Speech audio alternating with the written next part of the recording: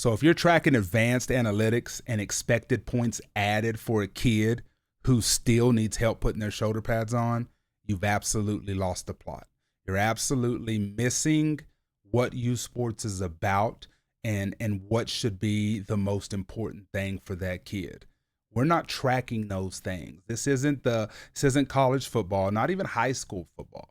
We're talking youth sports, youth football, and helping these kids develop and get the things that they need to. So, ready to level up your leadership from the ground up?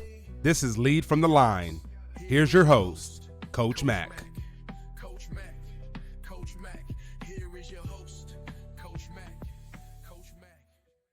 Welcome back to Lead from the Line. I am your host, Coach Mac, and the mission, and it's something that I am always proud of and something I will stand on.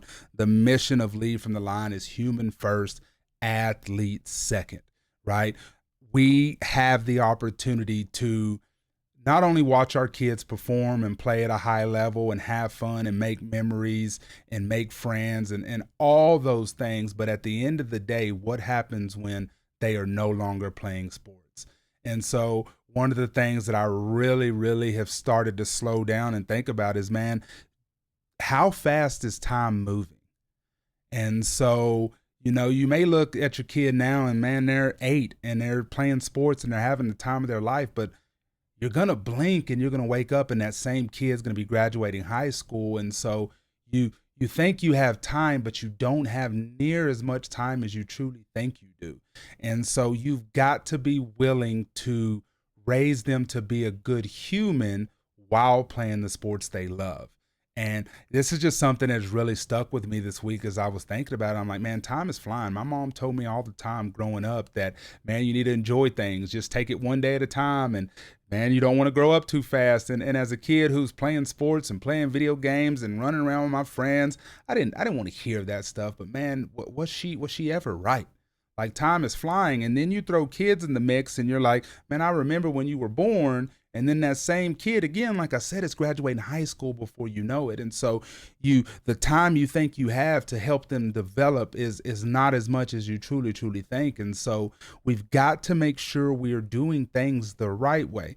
Again, when kids get to a certain level, right? High school, I remember having to watch film. College, you're going to watch film. And then ultimately, if somebody goes on to the next level, you're going to have to do those things. But right now, when they're kids, we're not trying to look at analytics and this, that, and the other. You're trying to help these kids develop and have fun and learn to play the game the right way and do things the right way. And so, Lead from the Line, my mission, I'm out here trying to save youth sports from the adults who are running it. And I will stand on that. I will put 10 toes down every single time. It's adults that are running it. The videos that I post where you see the kids coming out to rap music, you see all the stuff going on, the kids with masks, the kids with bad behavior, the things like that. That starts with the parents and it starts with the coaches. I will stand on that. I understand when kids get older, they do things their own way, but when we're talking 8, 9, 10, 11-year-old, they're getting that stuff from the top down. And if you want to argue that with me, you can, but there's no way to justify that. It's exactly what it is. An 8-year-old kid is not saying, Coach, I want to come out to this song and we want to cuss to this song and dance to this. It ain't happening. That is all led from the top down. And so again, before we get started, the official merch is live. I always forget which way to slide that Lead from the Line shirt. The link is in the notes if you do want to take a look at it. Again, not creating any type of merch to say I'm rich. But again, these shirts, the back, the mission's on there. The little logo you see at the top corner right there is on the back of the shirt. Lead from the Line, human first, athlete second. That's something I stand on. And so today we're just going to be we got to have a very serious intervention about technology, right?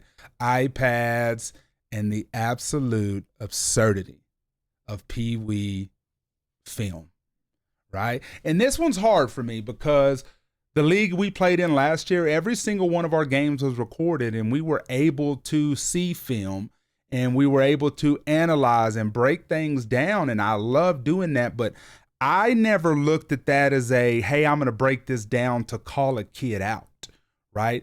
I challenged myself and the coaches. We challenged the parents to watch the film with their kids, and generally the kids are going to see their mistakes, but I don't ever think it was hey, you did this wrong type thing. It was hey, make sure you made the play right here, but make sure as my edge defender that your outside shoulder stays free. Make sure as my running back that you're hitting the hole that we want you to hit, right? I understand you may have to break it outside every now and again, but make sure you're doing what we need you to do and doing it the right way. And I think that's what film was. And then more so, it was scouting the opponent we were playing next. It wasn't a, hey, I'm watching this to call my players out, right? And so technology is incredible these days. We got Hudl again. I said our games were recorded, sideline cameras. We got the drones, that they have at high school and college levels. I've seen people flying around at Pee Wee games, right? It's a game changer. But it's wild to me now of all this trickling down from the high school, college level, pro level down, and now how it's so heavily utilized in youth sports, right? And I get it, like, it's okay to want to improve. It's okay to want to do things to better your team and to better your athletes, but how are you using it? And does it really impact these younger kids, right? And so this is a true story. I was watching a game before. I was watching I believe, because we were 9U, so it was the division above us. It was a 10U football game, and I looked up and I saw there was a dad that had probably $2,000-$3,000 camera set up recording this game. But the craziest thing was, and I wish I would have had my phone out to record this, is he was recording this game down to a tablet on the sideline. And so the coach was literally able to break everything down like that. And I love technology, and I was like, we can do that? We're able to do that in some 10U football? Blew my mind. Now, again, I know they do that in the NFL. I know they can make a play or score a touchdown or make a bad play, whatever it is, and they can come down, they look at that tablet, and they can analyze that and talk with the coaches and see that. I know they got the eyes up in the box that can analyze the angles and everything that's going on, but Pee Wee football? We're going that far? And then again, I pull back. We are in the state of Texas, and people do not play about football in Texas, but Pee Wee football? It's that serious to where we're analyzing footwork during the game?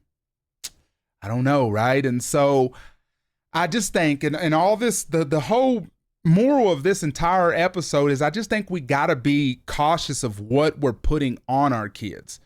Like overloading these kids with data. And like I said in the beginning, these kids still need help tying their cleats. These kids still need help putting their shoulder pads on.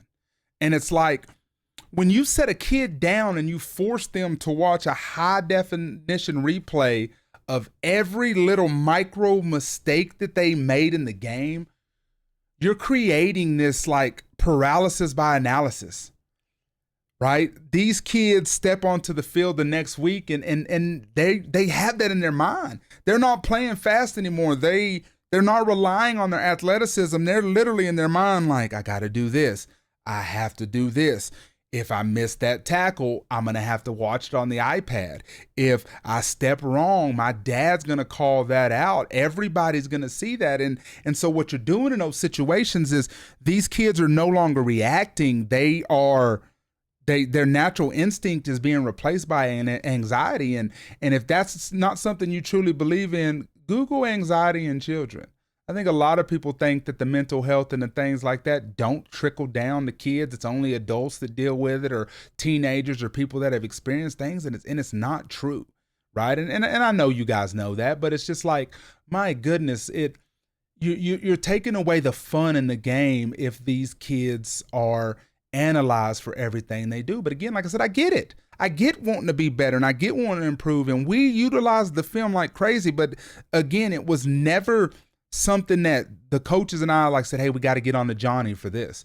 Like, we would talk through text messages and be like, hey, here's one thing I noticed. And it'd be like, hey, that's my position as I coach. I'm going to bring that up. I'm not going to call that one person out, but we're going to work over that. Because that's my thing too. I think when you're coaching the younger kids, I think a lot of it still falls on the coach's shoulder. Like when you get to the high school and college level, these kids know what they're supposed to do.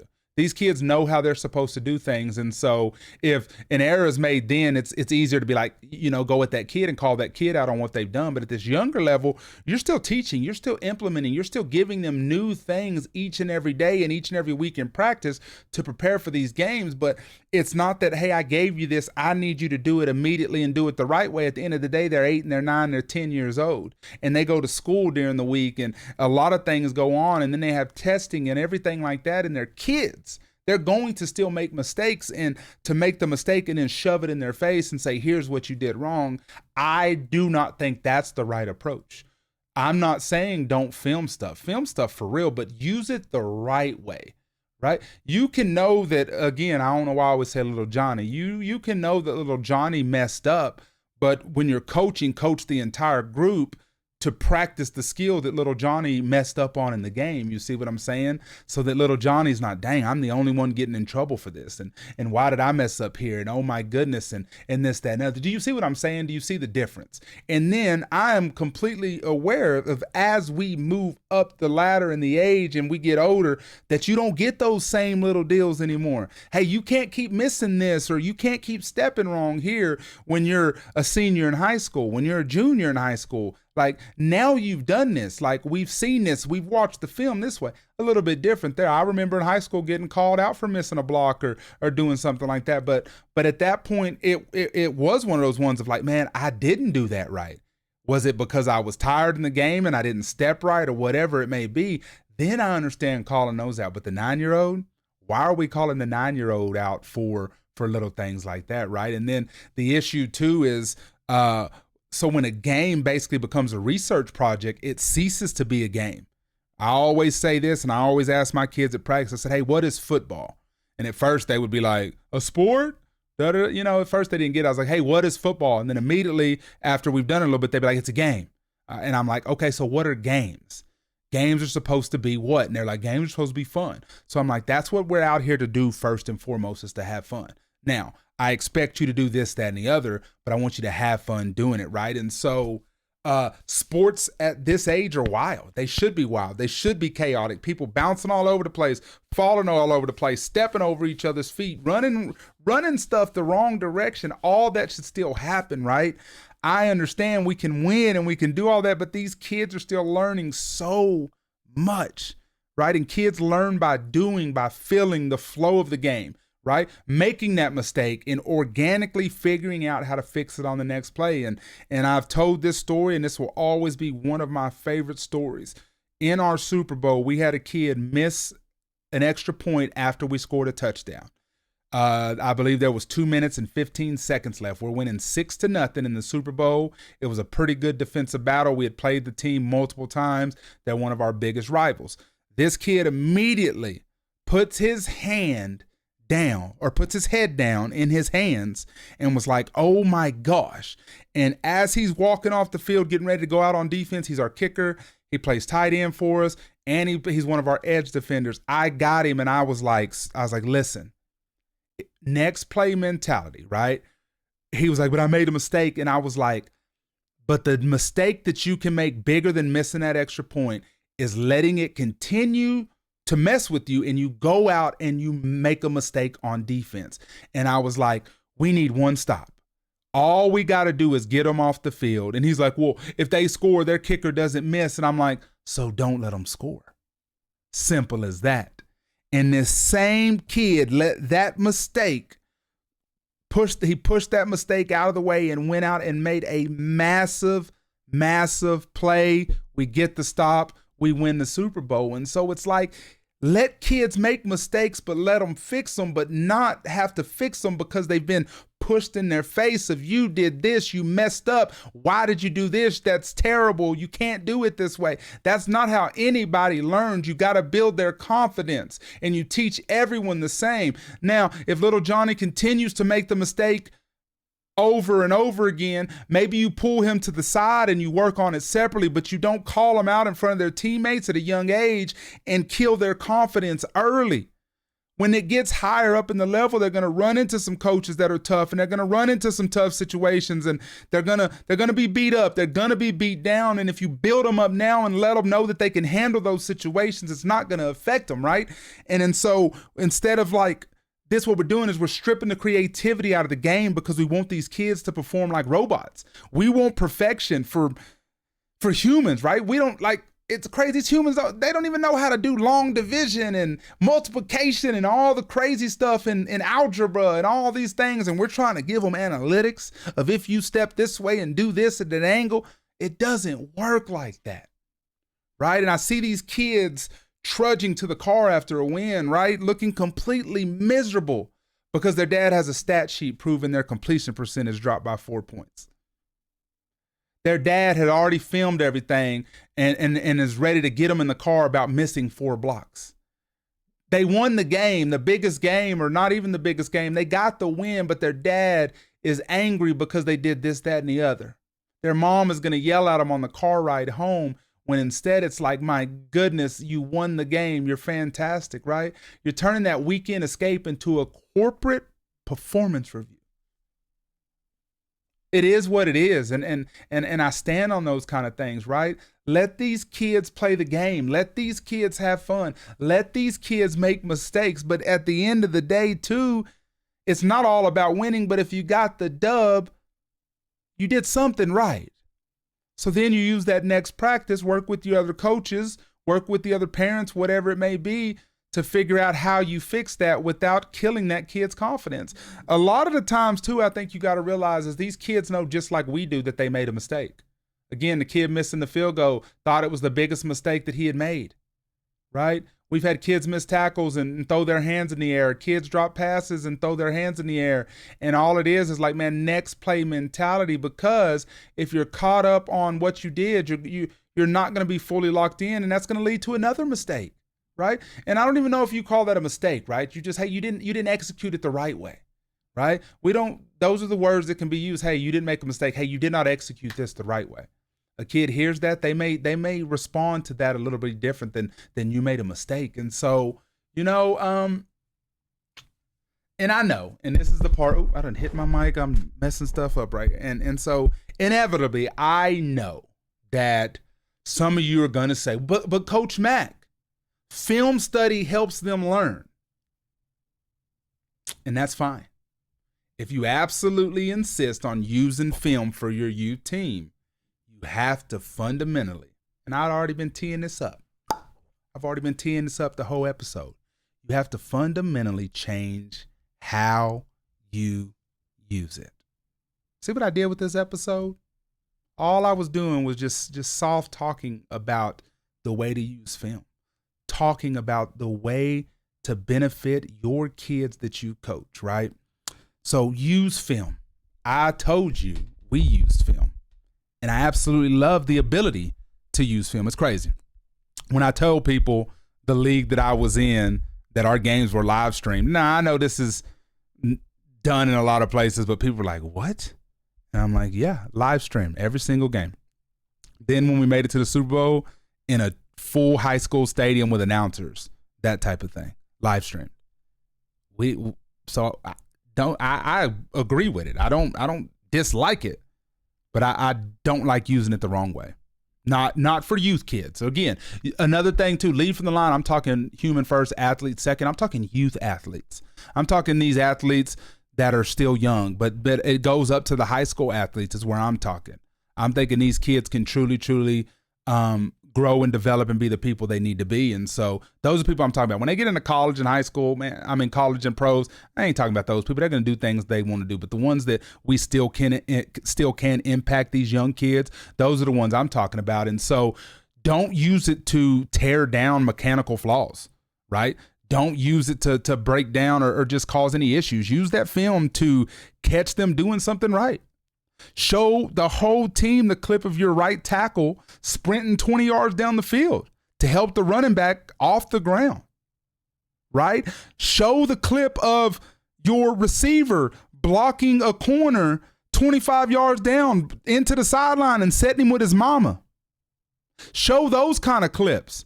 Show the extra effort that your center gave to give to the next level to block the tackle and then get upfield and block the linebacker. And guess what? He didn't stop there. He got up to the safety too and allowed your running back to get a big gain. Show those kind of things. Show the sportsmanship, right? Show the big tackle by your best player on defense who then helps the other kid up. Too many times I'm seeing these videos of these kids and it's talking about we're going to war. They're my enemies. No, they're not. They're just a team you happen to play that are just like you. And at the end of the day, they're your enemies? Absolutely not. You shake their hand before the game. You whip their butt during the game. You shake their hand again. You button it back up and you go back to being a fantastic young man. All this, they're my enemy bullcrap. That's the top down bullcrap again that I'm talking about.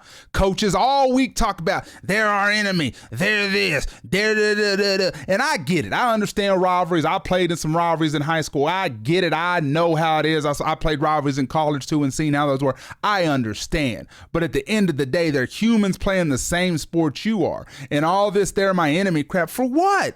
Because they're wearing an opposing colored jersey? No, at the end of the day, they get up and they put their shoes on just like you do. And so it's you got to do those things and you got to be competitive. I'm not saying you got to be soft. Don't miss me there. Because you can be the kindest people in the world and dominate and beat the dog out of people, but still be respectful. And you know you can. And you know it can be done like that, right? Highlight the kid who's cheering the loudest, right? Your best player or somebody's hurt and they're still cheering, they're still celebrating, they're still rooting the team on. Highlight those things. Use film to reinforce character, as I was saying. Hey, that right there was beautiful. You whipped his butt, but I love how you picked him up, right? You can do those kind of things. I'm so sick of this, I got to be this hard ass, pardon my language, I got to be this hard ass while I'm playing football. No, you don't. You can be kind as can be and still beat the dog out of people, but you can do it the right way, right? Use it to build these kids up as human beings and not critique them as a data point. Like, we've got to do it, man. And that's one of those things that just gets me fired up. I've been seeing so many clips in this bad sportsmanship and I'm just like, what for? Whoever said that was okay and why? Who is this? We can't shake hands before a game, or we can't pick people up, or, you know, if an injured player gets hurt, we don't take a knee and bat it. Just like, why? It's stupidity in my mind. And it's something I'm going to continue to stand on. And so what I'm going to say is put those iPads away, put the stat sheets in the garbage. Let kids play the game on instinct. Let them make mistakes and just enjoy the fact that you get to watch them run around in the sun, right? Just enjoy the fact, man. Like, it is so cool to get to see kids play football. Again, I love it to watch my kids play and to see the growth and the development of the kids I've been able to coach it just brings joy to me. It really, really does. Like, I don't, again, this new team I'm on, I kind of hinted on this. The coach is like, what do you coach? And I'm like, I will do whatever you need me to do. I will coach line. I will coach the running backs. I will coach the linebackers. I will be the rah-rah guy on the team. And the reason I say that is because I don't care where you put me. But what I'm going to do when I'm out here is things will be done the right way. I know y'all have coached together for a little bit, but now you've asked me in the coach too. And that's another thing, backstory. So we get to the practice and we get everything signed up, pick the jerseys and everything. And my son's out there doing a warm up. And one of the guys walks up and he's like, do you coach? And I was like, yeah. He goes, have you coached for a while? And I was like, yeah, I got quite a bit of experience, this, that, and the other. He goes, well, why are you not right out there in the midst? And I said, I don't operate like that. I said, I'm going to sit out here and I'm going to analyze. And then wherever I'm needed is where I will help. And then they started doing some drills and the quarterback was warming up and throwing with my older son, who's not on the team because he's in middle school. And so I kind of helped and assisted over there. And then they started doing some stuff and they were like, well, do you mind helping out over here? And that's my biggest thing. I want to have impact however I can have impact, right? I didn't play offensive line. Will I coach the offensive line? Absolutely. You know, and that's just my biggest thing. Like, it's more than a game. It's more than stats. It's more than winning. It's about, again, as I say all the time, I believe that you can be a fantastic athlete, but an even better human. And that's something that I will always stand on. And that's something that I will continue putting at the front of my mission And I won't stop. I will continue posting those clips on the internet of people acting crazy. I don't care if you see it and you're like, dang, this dude's calling me out. Again, if you want to have a conversation, we can. I'm not the type though that you're gonna like reach out to me and you're gonna try to give me a talking to on something. Like if you want to reach out and have a constructive conversation, we can. You're not gonna rile me up. I'm not gonna get hot. You're not gonna have me out there cussing, screaming at you, whatever. But my deal is you, if you're not doing things the right way, I'm gonna call it out. Now again, you can do whatever you want to do. And I'm aware of that. Everyone in this world can have their own opinions, but I'm going to share mine, right? I tell people all the time, the little logo right up there at the top says Lead from the Line. The logo on my shirt says Lead from the Line. That's mine. That belongs to me and nobody else. So when I'm speaking, I can say whatever I choose to say when it comes to leading from the line and doing things the right way. And so again, at the end of the day, just stay focused on the human, right? The athlete's going to be there. The athlete's going to make the plays. The athlete's going to do all those things, but focus on that human. And then just remember, if you're interested in a shirt, go for it. If not, that's fine too. If you see that subscribe button somewhere on the screen, probably right here, click it. Stay up to date. If you don't follow on the Facebook or the Instagram, the links are in the bio. That's where I post my reaction videos and things like that. Please check it out. Merch, it's available. The link's out there. But the main things is always remember to lead loud and lead proud, right? But always do it. Human first, athlete second. See you on the next one. Thanks for joining us on Lead from the Line. If this episode helped you, share it with one person who needs to hear it today. Join the conversation on Facebook and Instagram, and we'll see you on the next one. No flags on the play, keep your vision alive. Fatherhood and football.